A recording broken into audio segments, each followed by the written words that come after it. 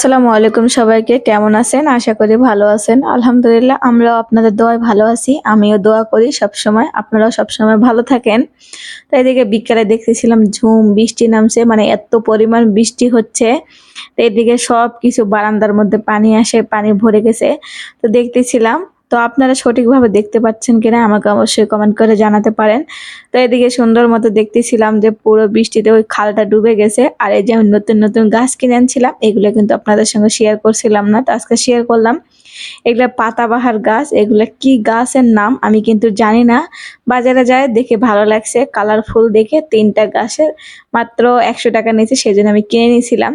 যে এত অল্প দামে গাছ দেখতেও ভালো লাগতেছে, সমস্যা কি, কিনে নেই। আর এগুলো কিন্তু মানি প্লান্ট, এগুলো তো সবাই চিনে, এটা না চেনার মতো কেউ তো নেই। আর এগুলো কিন্তু আমি গাছ লাগাইছিলাম না, এগুলো খালা শাশুড়ির বাসা থেকে আনছিলাম। উনি যেহেতু মেয়ের বাসায় গেছে সেজন্য আমি চাইছিলাম দেখে আমাকে দিয়ে দিছিল। তো আমার যেহেতু পছন্দ মানি প্লান্ট আমার আছে, সবগুলি ছাদে রাখা, ছাদে রাখছিলাম দেখে বেশি এটা ভালো হয় নাই। তো খালা শাশুড়ি চাচ্ছিল যে হয় নিয়ে যাক, নাই কাটে ফেলবে। তো আমি বলতেছিলাম যে না, কাটে ফেলার দরকার নাই, আমি নিব, আমি নিয়ে যাই আমার বাসায় ঝুলাই রাখবো নি। তো বাসায় রাখার জন্য নিয়ে আসছি, নিয়ে এসে বারান্দায় রেখে দিয়েছি। ওই বাসায় একবার রাখো একবার বাইরে রাখো ভেজাল, সেজন্য বারান্দায় রাখছিলাম। তো বৃষ্টিতে সম্পূর্ণ গাছ সুন্দর মতো ভিজে গেছিল। তো এদিকে গোছাগাছি করে চিন্তা করলাম যে বিকেলে কি খাওয়া যায়, বিকেলে কিছু তো স্ন্যাক্স খেলে ভালো হয়।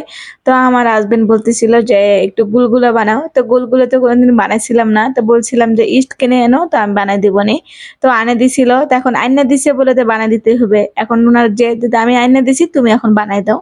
তো যেহেতু বৃষ্টি হচ্ছিল, তো আমি চিন্তা করলাম যে ঠিক আছে বানাই দেই।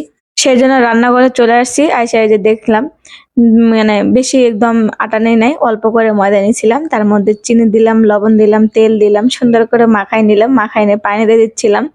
এটা আসলে টাইট করা যাবে না, একটু লুজ করে রাখতে হয়, আমি দেখতেছিলাম। মানে যেহেতু আমরা সবকিছু রান্না শিখি ইউটিউব দেখে আর বাবুর্চিদের দেখে, বাবুর্চিরা কিভাবে কি রান্না করে সেটা দেখে কিন্তু আমরা শিখি। সবাই বলতে পারবে না যে মার পেট থেকে শিখে আসে বা মায়ের সব শিখাই দিছে। এখন সেই কথা এই যুগ আর চলে না। আগেকার মানুষে বলতো যে মা যতটুকু শিখাইছে ততটুকুই জানে, এর এর বেশি জানে না। আর এখনকার সময় মা নিজের পেট থেকে যে বের করে সেই মায়ের থেকে ইউটিউব মা বেশি, মানে ইউটিউবে দেখেই মানুষ বেশি শিখে। তো যাই হোক আমি দেখে শিখছিলাম, তো চেষ্টা করতেছিলাম যে কেমন হয়, দেখি খেতে কেমন হয়। তো যাই হোক এদিকে সুন্দর মতো কিন্তু ডোটা রেডি হয়ে গেছিল, রেখে দিছিলাম 1 ঘন্টার জন্য, ফুলের তন্দুল হয়ে গেছিল। তো একটা প্রথমে দিছি, দিয়ে দেখতেছিলাম যে কিরকম হয়, যেহেতু তেলটা একটু বেশি গরম হয়ে গেছিল, মানে পুরো কালার বেশি আসতেছিল। তো জালটা কমাই দিয়ে একটা উঠাই নিলাম। তো এদিকে কিন্তু 3-4টা আগে ভেজে নিয়েছিল আমার জামাই, মানে ওর কথা যে আমি একটু ভাজবো, দেও আমাকে, তোকে ভাজতে দিছিলাম দেখে 12টা বাজায় দিছিল। তো পরে আমি আসছি ভাজতে। তো একটা কিন্তু তুলে নিয়েছিলাম, সুন্দর মতো ভালোই হয়েছিল। তো পরের বার কিন্তু 2টা দিছিলাম। মানে আমি একটা দিয়ে ট্রাই করি যে কোনো জিনিসই, প্রথম একটু দিয়ে ট্রাই করি, তারপর যদি দেখি যে ভালো হচ্ছে তারপরে কিন্তু বেশি করে দেই। তো আমি যেরকম সেরকমই। তো যাই হোক এদিকে কিন্তু আমার গুলগুলা বানানোর প্রায় রেডি হয়ে গেছিল, আর কিন্তু নেই, ডো শেষ হয়ে গেছিল, অল্প করে যেহেতু বানাইছিলাম। আপনাদের আমি মানে ভেঙে দেখাচ্ছি কিরকম, একদম পাউরুটি, এটা পাউরুটি বলা যায়। খেতে কিন্তু হেভি মজা, আপনারা হয়তো বা অনেকে খাই ফেলছেন, আর যারা খান নাই তারা এই ভিডিওটা দেখে অবশ্যই বানাতে পারে, খাতে কিন্তু খুবই মজা লাগে। বিকালে অন্তত